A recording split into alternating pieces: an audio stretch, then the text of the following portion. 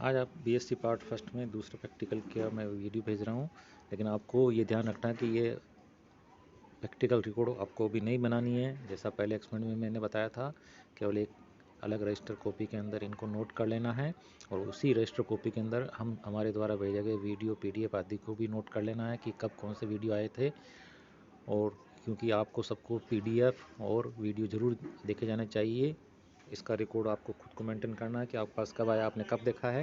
यदि किसी ने नहीं देखा है तो दूसरी अपने फ्रेंड्स स्टूडेंट से मंगवा कर वीडियो पीडीएफ नोट कर लें और ये उसमें लिख दें कि आपने किस दिन को देखा, और हो सके तो अपने पास ज़रूर इनको सेव रखिए, क्योंकि हम कभी भी आपसे मंगाएंगे और फिर आपकी जो डिसिप्लिन है या आपका जो जानकारी है वो हमें ऑब्जर्व होगी कि आप कितने अच्छी तरह से काम करते हैं। अब मैं इस दूसरे प्रैक्टिकल के बारे में बताता हूँ, जो है सर्कुलर कॉइल की रेडियस फाइंड आउट करना।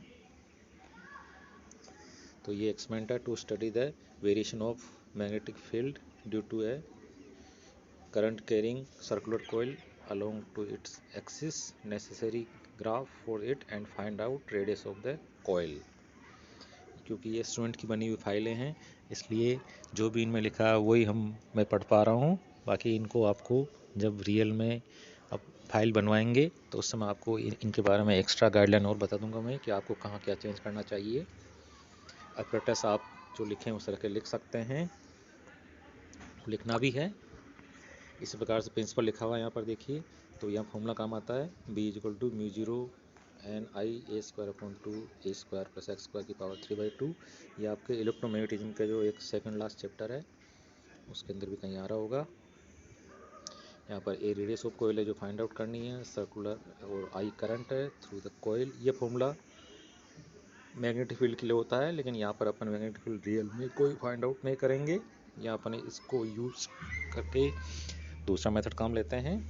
और intensity of magnetic field at the centre, यदि तो वो निकाले इसी फॉर्मूले से, तो वो ये मिलती है μ0 Ni/2a। Intensity of magnetic field at a distance x = a from the centre can be obtain as formula. ये फॉर्मूला मिल जाता है BA = μ0 Ni/4√2a। ए डिस्टेंस पर ये मिलती है, यानी BA = Bmax/2√2 ऑब्जर्व हुआ। तो अकॉर्डिंग टू टेंजेंट लॉ हम जानते हैं कि B/H = tan थीटा, या B = S tan थीटा, या B proportional to tan theta. ठीक है, तो इस प्रकार से अपन कर सकते हैं कि so we can use tan theta in place of B, और we draw graph between tan theta and B। तो उस ग्राफ से अपन x = a पर जो मैग्नेटिक फील्ड है वो मैक्सिमम कहलाएगा, और x = a पर जो मैक्सिमम है उसका 2√2 टाइम कम हो जाएगा। तो इस प्रकार से ग्राफ खींचा जाएगा। और ये ऑब्जर्वेशन टेबल है, देखिए ये। तो ऑब्जर्वेशन टेबल में वैसे पहले आपको फिगर बताऊं मैं इसका।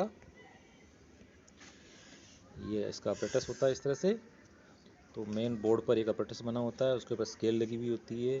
कभी आपको माहौल अच्छा रहा तो आप कॉलेज में आके देख सकते हैं इस अपरेटस को। और नीचे वाला इसमें पूरा सर्किट बना हुआ है।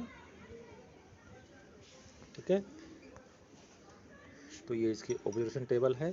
तो ऑब्जर्वेशन टेबल में देखिए आप, यहाँ जो सेंटर से डिस्टेंस, सेंटर वाली रीडिंग 0 वाली रीडिंग कहलाती है।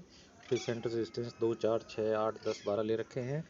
और लेफ्ट साइड में पहले compass box on left hand side deflection in degree. तो ये दो ऑब्जर्वेशन एक बार में आते हैं। तो पहले लेफ्ट हैंड साइड में जाते हुए की रीडिंग फर्स्ट सेकंड वाली है, फिर वहाँ से वापस लौटते वक्त की रीडिंग अगले जो तीसरा चौथा कॉलम में फर्स्ट सेकंड वाला वो है। इन सब का मीन निकाला और tan थीटा इसका टेंजेंट टेबल से ऑब्जर्व कर लेते, राइट कर लेते हैं। इसी प्रकार से राइट साइड में जब इसको ले जाते हैं, सॉरी लेफ्ट साइड में ले जाते हैं, तो उसकी रीडिंग ये है, ये भी निकाल ली जाती है।